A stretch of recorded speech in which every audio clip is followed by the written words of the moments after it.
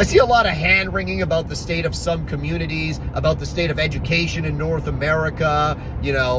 Crime is through the roof. People don't have enough opportunities. Inflation's through the roof. It's not a good outlook. And I see a lot of people diagnosing these problems as something that happened 10 years ago. Oh, this happened 10 years ago. They pulled money from this program 10 years ago. That's why we're in the situation we're in now. Or if we just pumped more money into this area, or if we made more government programs, and it's like, stop. That is not the solution. There is no government program that is going to fix society today. Government is the freaking problem in the first place. There's no amount of money. You can't give people money and change their habits and change the way that they live their lives in a meaningful way that's actually going to create significant change just by giving them money. That's not how it works, right? People are not looking back far enough.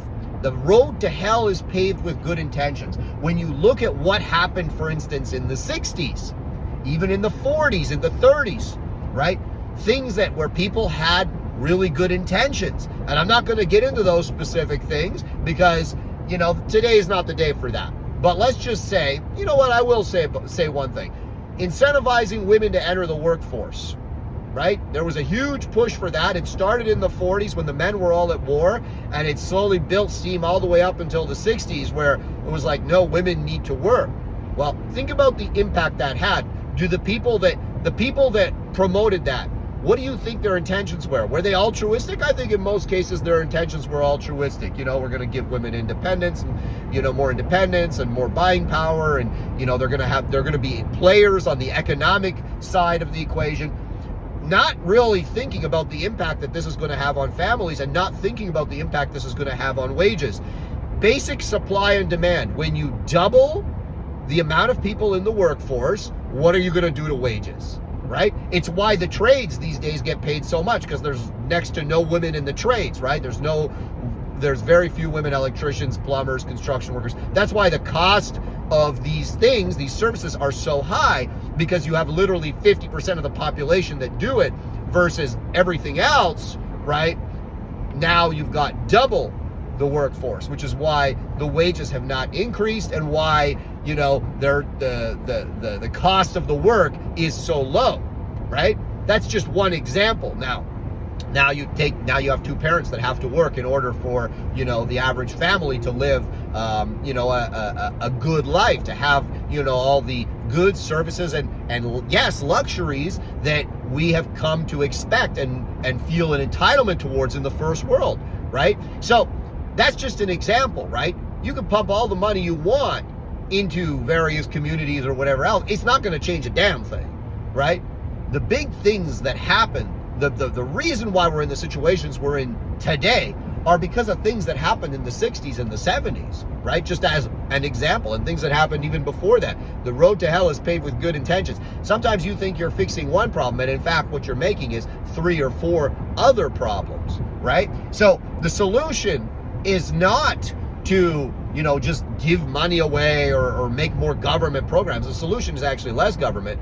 And if anything, put the money back into the hands of the people, not by giving it to them, by not taking it from them in the first place, right? You lower taxes, you create tax incentives for people to have families, right? That way you're not going to get a birth rate that's stagnant or in decline, and that way you're not going to have to import people from other places that have other values. Here, you're going to actually incentivize the people that live here, and no, this isn't a racist thing, right? I know, oh, it's racism. No, it's not racism. When you have to support your population levels by importing people from other places, you've got a fucking problem.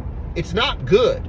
Your people, if they're in a state of abundance, if they're in a state of comfort, what is the natural human condition? It is to procreate.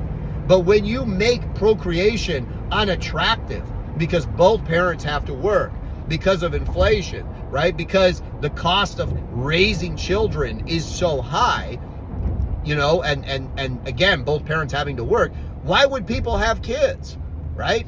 Like, they're not going to have kids, or they're not going to have enough kids that's going to sustain the population. So you're going to be in this state where you're constantly having to bring other people in order to sustain your population, your workforce, your tax base, et cetera, et cetera. And it's why we have an aging population now, right? This is all just commonsensical shit, but people act like it's magic. People act like we're not speaking facts here. You know, very easy stuff to implement. Hey, we're going to give people that form families enormous tax breaks. We're going to remove, you know, systems of power, systems, you know, court systems that incentivize the breaking of families, right? Think about that one. I know people don't want to think about that one, but breaking the familial contract, breaking a marriage is strongly incentivized. It's the only contract I can think of that is so strongly incentivized in North America. You know, no other contract breaking it is incentivized. That there's actually a financial incentive to break it.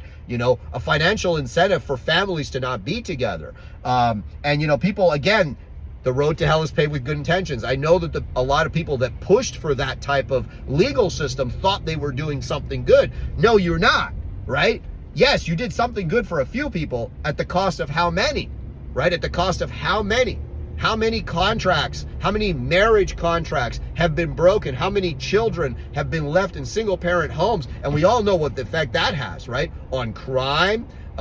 We all know the effect that has on their educational outcomes and their workplace outcomes, and then ultimately them becoming successful tax-paying citizens.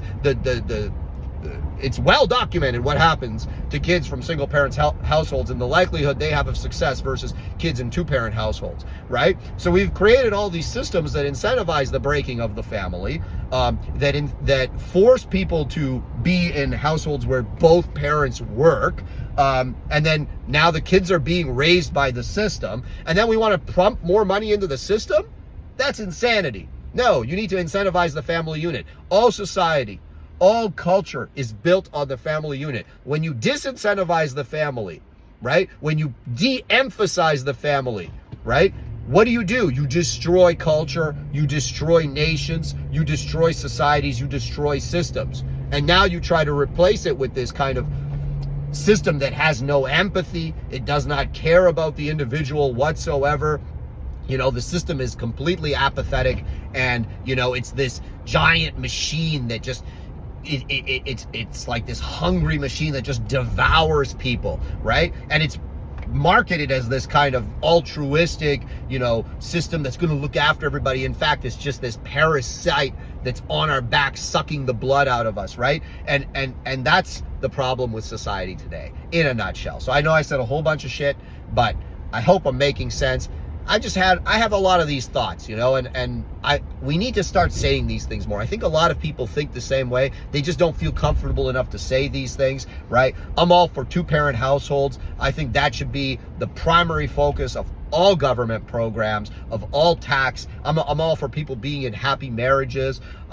You know, I'm all for people understanding that their, you know, primary happiness on this planet is going to be to bring forward life. I think people have forgotten that, and people have fooled themselves and been fooled into believing otherwise, that they're gonna, you know, find some kind of, you know, great satisfaction and true happiness working a career, which is probably why so many people these days are on mental health medication and all this type of stuff, right? Working for some job that wouldn't even know that you were gone after 2 weeks. They, you know, they might have a retirement party for you at best, or a going away party, and then it's like, pfft, who's that guy? On to the next one. Just another cog in the machine versus, you know, children that are going to love you and adore you and venerate you even long past, you know, your date of death, right? What do you think is going to be more productive for you? I know what I'm going to leave behind. The most meaningful thing I'm going to leave behind are, God willing, my children, right? That's the most and their children and their children's children. That's the most meaningful thing I'm going to leave behind, not whatever it is that I happen to do for money. But anyways, that's enough of me ranting.